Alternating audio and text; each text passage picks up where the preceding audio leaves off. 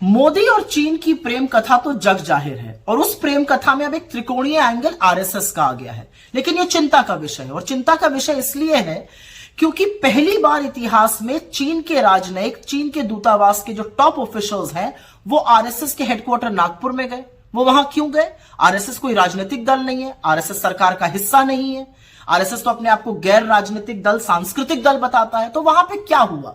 और चिंता इसलिए है क्योंकि उस मीटिंग के कुछ ही दिनों बाद चीन के मुखपत्र ने मोदी जी की तारीफ में कसीदे पढ़े। यह अलग बात है कि बायां हाथ कुछ और कर रहा है, दाहिने को उसका पता ही नहीं है, क्योंकि अभी जनवरी 2024 में इस देश के विदेश मंत्री ने कहा चीन और भारत के रिश्ते सामान्य नहीं है। तो जब रिश्ते सामान्य नहीं है तो वहां पर चीन के दूतावास के लोग क्यों गए आरएसएस?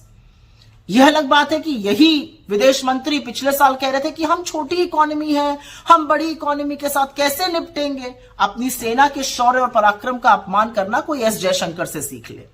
लेकिन अब याद रखिए कि हुआ क्या है। अप्रैल मई 2020 के बीच में चीन घुसपैठ कर रहा था और 15 जून की वो सियाह रात 2020 की जब 20 जांबाजों की गलवान में शहादत हुई। यह अलग बात है कि 4 दिन बाद मोदी जी ने देश से सीधा सफेद सपाट झूठ बोला और बिना पलक झपकाए कहा कि कोई घुसा हुआ नहीं है। और कितनी बड़ी विडंबना है कि तब से 19 कोर कमांडर लेवल की बातचीत में, मीटिंग में चीन वही क्लीन चिट लेकर बार बार दोहराता है कि आपके प्रधानमंत्री ही कहते हैं कि कोई घुसा हुआ नहीं है। लेकिन इस दौरान क्या किया? इस दौरान मोदी सरकार ने हमारे पेट्रोलिंग पॉइंट, जहां तक हम गश्त करते थे, पेट्रोलिंग पॉइंट 10, 11, 12, 13, 14, 15, 16, उनको बफर जोन में डाल दिया। जिन रणनीतिक इलाकों पर हमने कब्जा किया था वहां से सेना को पीछे किया गया। और यही नहीं, सिर्फ 21 लोगों को इस देश में परमवीर चक्र मिला था। उसमें से एक मेजर शैतान सिंह थे जिनका स्मारक लद्दाख में बना हुआ था। उस स्मारक को भी बफर जोन में डाल दिया गया। और सिर्फ स्मारक बफर जोन में नहीं डाला गया, अब कहा जा रहा है उसको शिफ्ट किया जाएगा। और इसकी पुष्टि भाजपा के खुद के काउंसलर ने लद्दाख में की है, वहां के चरवाहों ने की है कि जहां तक पहले जा सकते थे अब जा नहीं पा रहे हैं। अरे सब कुछ छोड़िए, इनका खुद का सांसद अरुणाचल में कहते हैं कि चीन गांव बसा रहा है और मोदी जी की आंखों से चीन के प्रेम की पट्टी ही नहीं उतरती है। लेकिन इस दौरान सरकार ने क्या किया? जब यह सब हो रहा था, सरकार ने चीन को सबसे बड़ा ट्रेडिंग पार्टनर बनाया और $100 बिलियन का ट्रेड डेफिसिट किया। आपकी आंखों में धूल झोंकने के लिए इन्होंने कुछ छोटी मोटी ऐप्स को बैन कर दिया। चीन के राष्ट्रपति से मोदी जी की करीब 18 मीटिंग हुई है, 30 बार आए गए हैं, वो अलग बात है। इन 18 मीटिंग्स में मोदी जी ने देश के हित के बारे में क्या बात की मैं नहीं जानती हूं।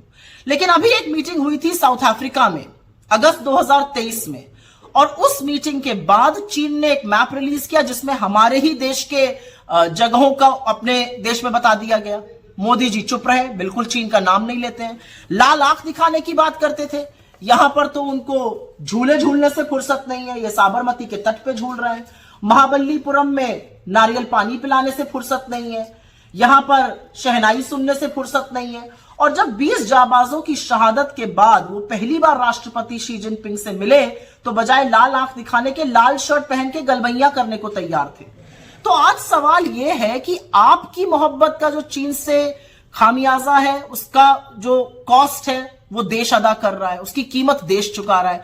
अब ये आरएसएस के साथ क्या खिचड़ी पक रही है ये समझना जरूरी है, क्योंकि हमारी भूभागीय अखंडता पर, हमारी संप्रभुता पर चीन अगर नजर उठाकर देखेगा तो उससे सेना निपट लेगी। लेकिन आप लोगों के बीच में क्या पक रहा है यह देश जानना चाहता है, और यह जवाब आपको भी देना पड़ेगा और यह नागपुर में बैठे हुए आरएसएस के लोगों को भी देना पड़ेगा।